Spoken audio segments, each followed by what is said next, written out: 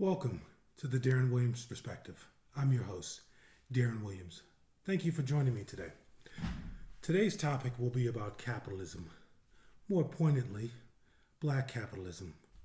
Now, of course, I don't particularly like to use labels like black or white, but this is in reference to blacks and their ideas and views, and their apprehension possibly of capitalism. It refers back to a interview that I was on about a week ago on a radio show called For the Culture, which is in Baltimore, Maryland, and had an opportunity to speak with the host in reference to capitalism and the way blacks viewed capitalism. It was a very interesting conversation, and unfortunately, I did not have the opportunity to fully explain the additional things that were on my mind.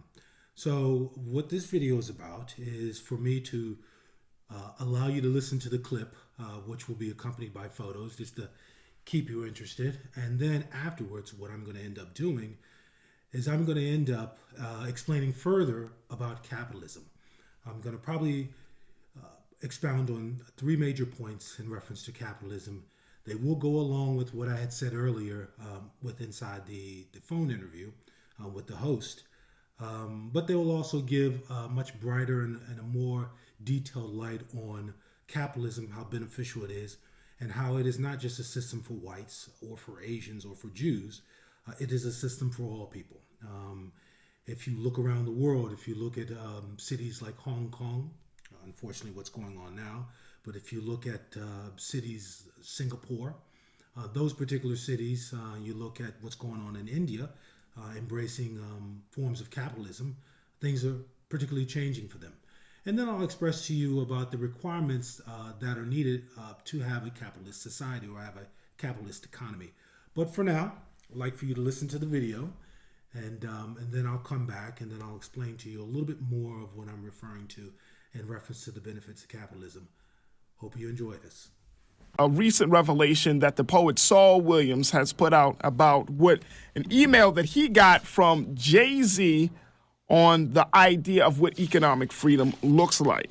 And in that email, it was a very short email, folks, but it was that email that Jay-Z made the point that the space that we are right now is a new place, and that this is not the same war that Harriet Tubman and other ancestors have been fighting. It's a different war that requires a different set of weapons. And then Saul Williams go into the conversation by talking a little bit about the history of wealthy black Americans in this country, but then also discussing the impact that segregation has made on black wealth, as well as the psychological, as Saul puts it, the psychological freedom from hard-taught capitalism is hard to earn. And he made the point that even in this given system that we're living in right now, that you can still gain, but that's at the expense of something else.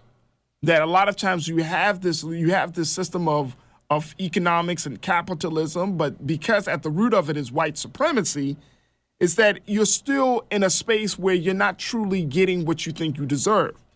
And he said, quote, even as we push against the systemic structures, and he talks about that in looking at the root of the market economy is still almost entirely based on the sourcing of rare minerals, where the exploitation of African miners and land is the analog reality of our modern age technological advances.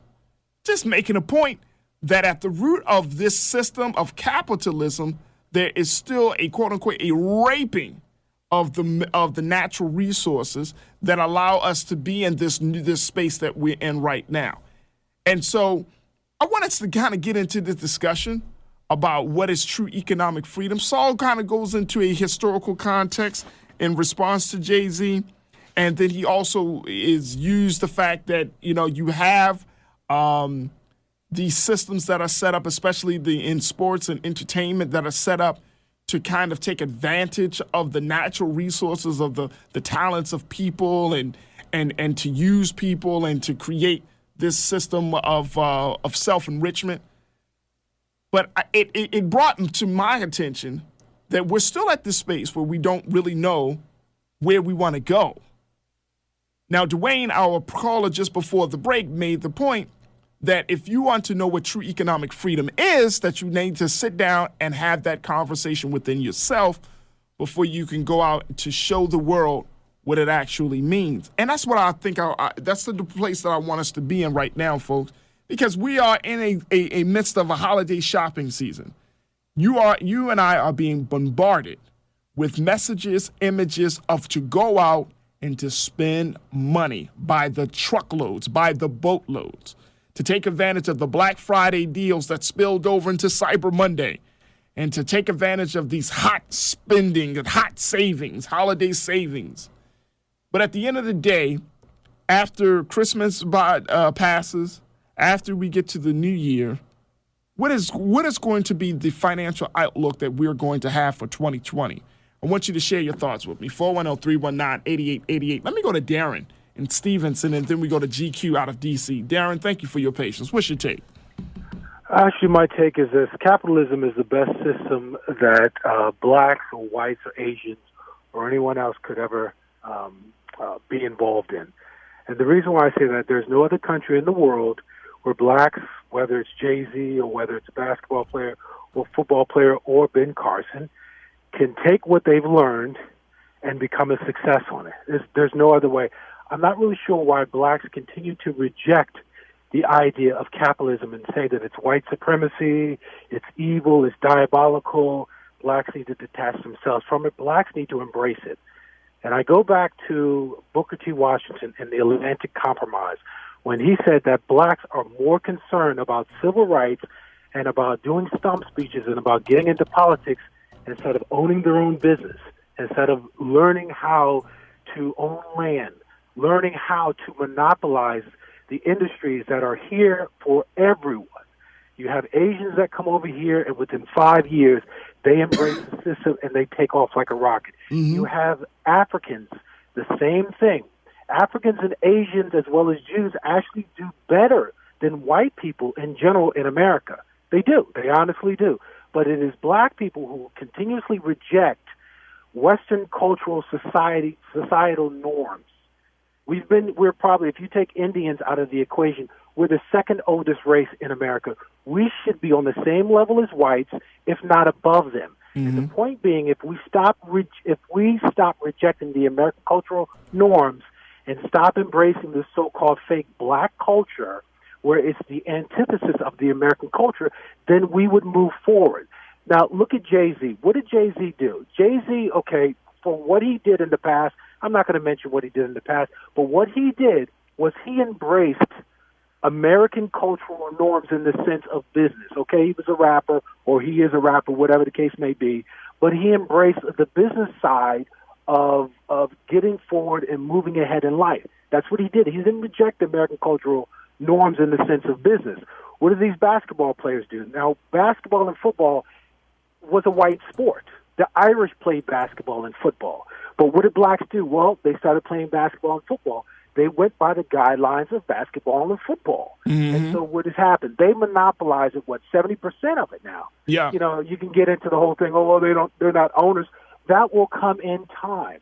All blacks need to do is stop complaining, stop bickering, and just start embracing American cultural norms, start embracing capitalism, get an education. Education is not white. It is not Asian. It is just what Western society has deemed as far as education is. So, but Darren, you don't think that a lot of black people in this country have embraced capitalism? Oh, no. We already have embraced capitalism right now, right? Well, first of all, to some extent, you got to embrace capitalism. I mean, capitalism is basically you buying an item. Well, a lot of people don't even know what capitalism is. It is a system where it's controlled by private industry. It's market desire. It's not a command system in the sense of communism, where the government tells you what you produce, how much you produce, and then who you're going to sell it to. It is basically market design. It's basically private industry. It's basically you and me getting together, and you want to buy a baseball card. I tell you it's $10, and you say, okay, fine, I'll give you the $10. That's capitalism right there. Mm-hmm. That's all it is. Mm-hmm. So yes, we have embraced it, but we don't. We continue to reject it by saying that it's the white man. He created capitalism. capitalism is old as dirt. I mean, the Jews were doing capitalism back then. There's nothing wrong with capitalism.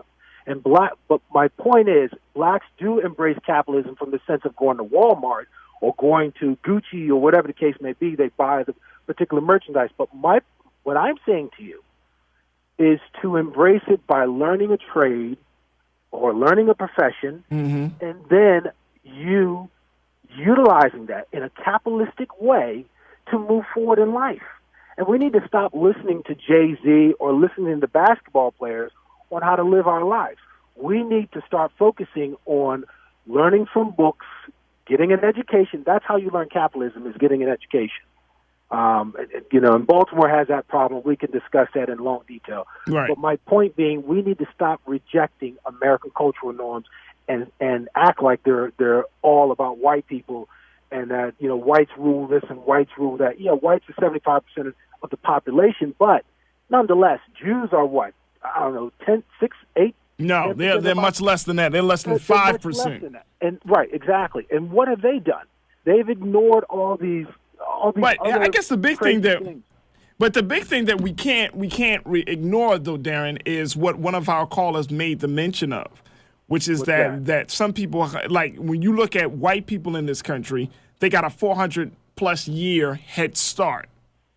Like we're still recovering from the tragedy and the trauma and the experience of slavery. No, we're not. Let me give you. Really, we're not. No. Let me give you a great example of this. Okay, what has happened? We were moving forward once we got out of slavery. If you go back and you do the history of slavery, blacks were moving forward. Even in the South, the out of wedlock rate for blacks was lower than what it was for redneck whites in the South.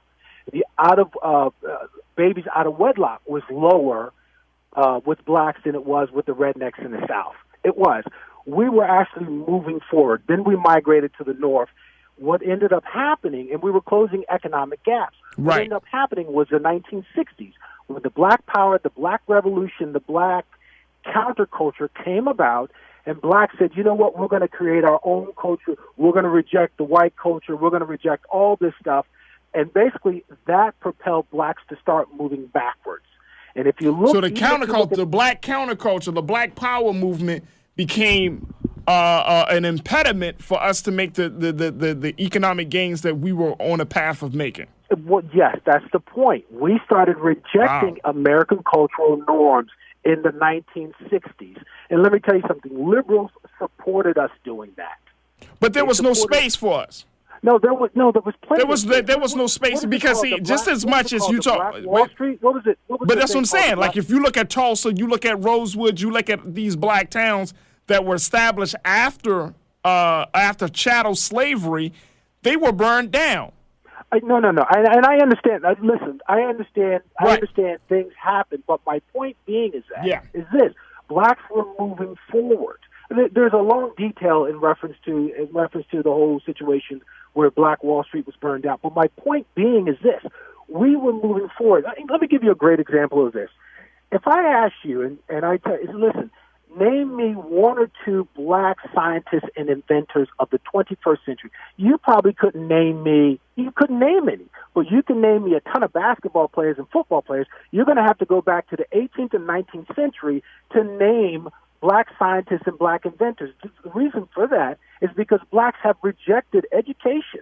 They've completely rejected education. So my point being is that blacks are rejecting fundamental principles to move an individual or a family or a society or a race of people forward. Hey, Darren, I got to stop you right there. No, I appreciate that because I'm glad that you presented that side of the conversation. I don't want this to be the last time we chat about things like this. But Darren, thank you so much for checking in from Stevenson. Welcome back. So, what did you think about the video? Of course, there was a lot said in the video, but there was still some more to say. Unfortunately, like I said, I didn't have the time. So what I'd like to do is just take a few minutes of your time to explain a little bit more in detail of capitalism, where capitalism comes from, why it's beneficial, and then why blacks are having such a hard time embracing capitalism. And I said in the video, I said I didn't know why blacks were having such a hard time, but In actuality, that's not true. I do know why blacks, or I believe I know why blacks are having such a hard time with capitalism. First, where capitalism comes from, it is, as I said, it is old as dirt, and ironically enough, it comes from dirt. And what I mean by that is that capitalism was actually given to the Jews when they were wandering in the desert before they entered into the land of Canaan. And what had happened was God had given them the basic fundamental principles of capitalism, which anyone who has studied capitalism knows that without property rights, you can't have a capitalist society. You can't build on anything without property rights. There would be no need to build anything without property rights, because someone would come in and they would be able to take your property. So the first fundamental aspect is property rights. And so what was given to Israel, the only nation during that time, or the only people during that time, was property rights. God had promised them, when you enter into the promised land, you get certain lands and you keep them. You don't sell them, you don't get rid of them.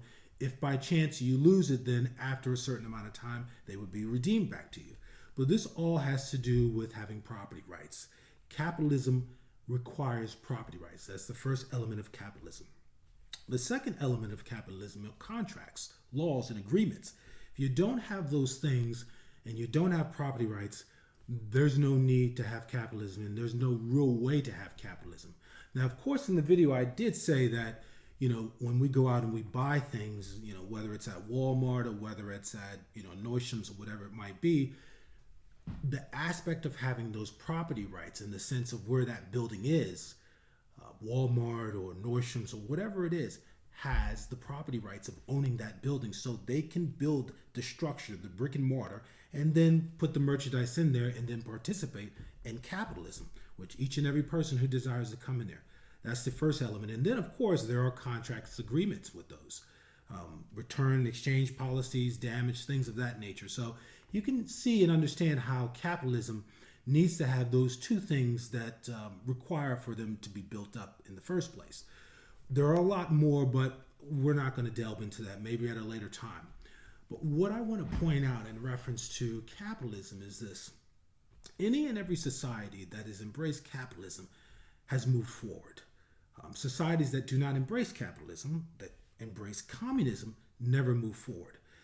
And what I mean by that is that any society of people, whether it's the government or whether it's the people in general being under that government, if they're in a communist mentality, a communist state, capitalism is it's extremely foreign to them. And so that leads me to the reason of why I believe a lot of blacks are apprehensive of capitalism. For the last 50 years, and I would say, going back in what I said, in the 1960s, blacks were introduced to communism. And the way that they were introduced to communism was welfare, government subsidies. When you receive government subsidies, it's basically you getting money from the government giving you money, not requiring you to work and not giving you enough to go into the future and be successful on your own. It doesn't promote individualism, which is required of capitalism. It promotes needing subsidies as well as assistance constantly from generation to generation from the government. That is a form of communism. And this is why blacks are so apprehensive, I believe, of capitalism, because they've been programmed for over 50 years that communism or government subsidies is the way to go. They've never been taught capitalism.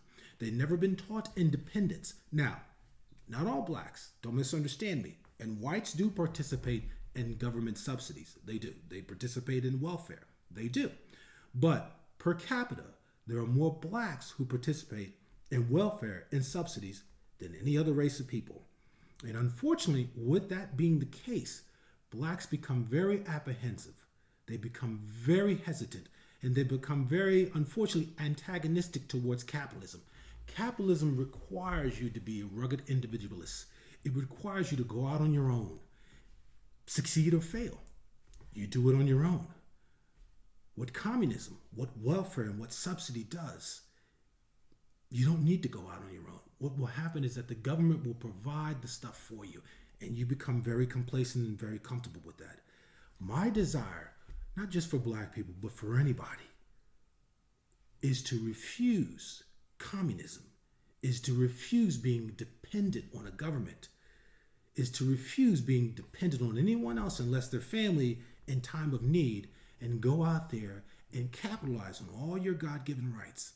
And in doing so, you will benefit not just financially, but you will benefit emotionally, you will benefit psychologically, and you will benefit in health reasons. I assure you of that. One other thing I want to point out. There's a great book by DeSato. It's called The Mystery of Capital.